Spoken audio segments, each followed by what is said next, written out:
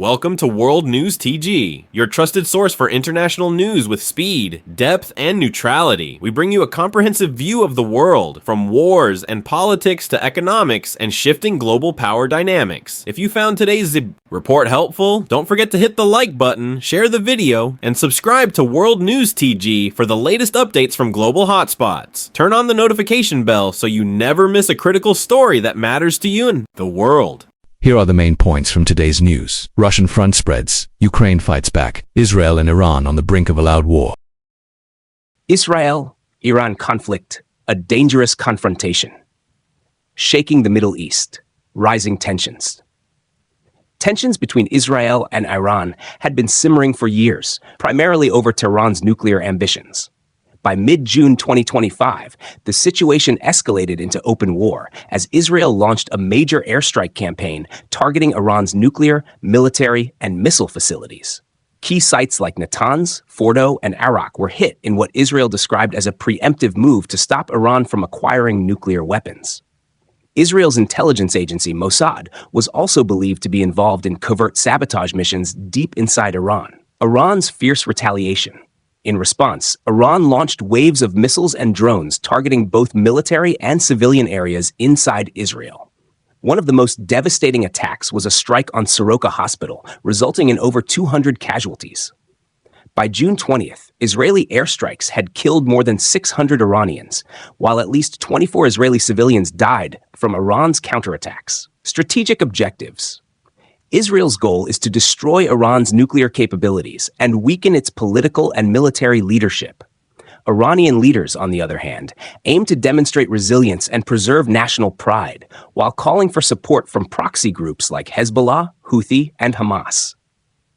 These groups have not yet joined the conflict directly, but are closely monitoring the situation. Internal unrest in Iran. The war has placed immense pressure on Iran's leadership.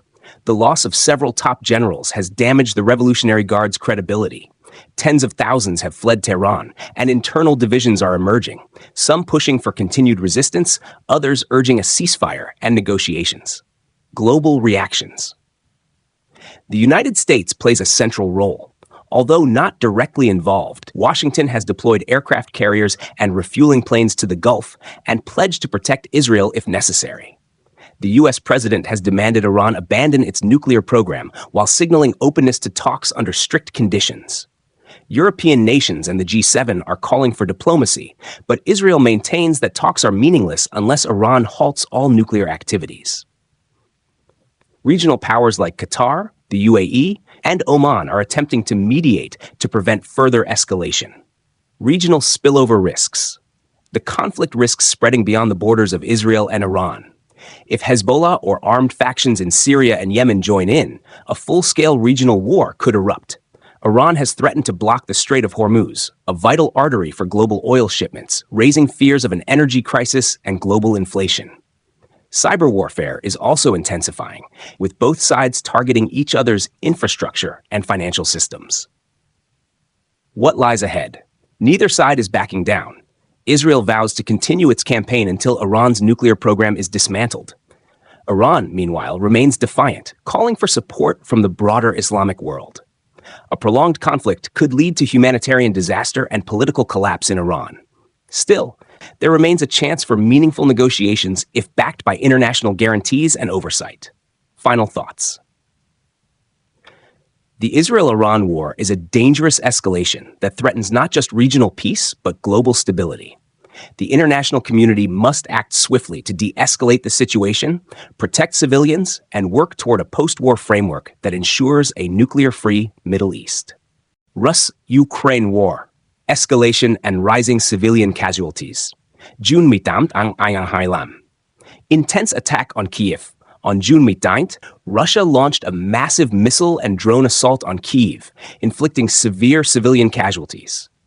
A high-rise residential building in the Solomiansky district was destroyed, leaving at least 28 dead and over 130 injured. It was the deadliest strike on the capital so far in 2025.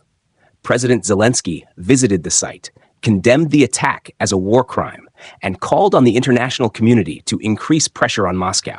The timing of the assault, coinciding with the G7 summit, raised concerns about Russia's intentions to challenge the West. Widening battles in the east and northeast. In Donetsk, Russian forces intensified their offensive on Toretsk and Kostiantynivka, but faced fierce Ukrainian resistance. Dozens of Russian tanks and armored vehicles were reportedly destroyed. In Kharkiv and Sumy regions, Russia used small mobile units with motorcycles and civilian-modified vehicles to launch surprise attacks. However, analysts say this tactic is short-term and lacks strategic impact. Heavy Russian losses. According to Ukraine's General Staff, from June 18th to 20th, Russia lost over 2,000 troops and hundreds of heavy weapons, including tanks, artillery, air defense systems, and drones.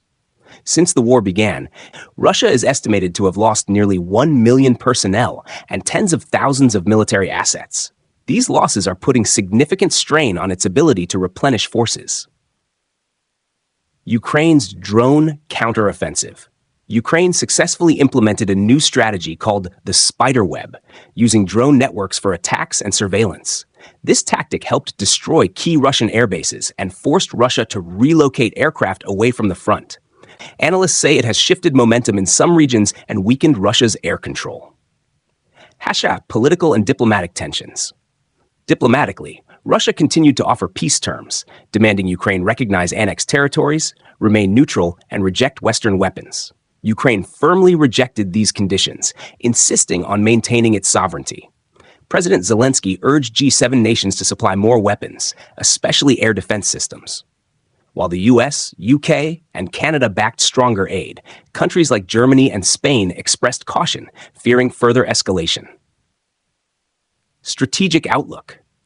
Russia is focusing on attrition warfare with small-scale assaults, but results are limited. Ukraine maintains strong defensive lines and uses advanced technology to compensate for rear area losses. Peace talks remain stalled as neither side shows willingness to compromise. Without a significant diplomatic breakthrough, the war is likely to continue for months. Conclusion. From June 18th to 20th, fighting between Russia and Ukraine intensified dramatically.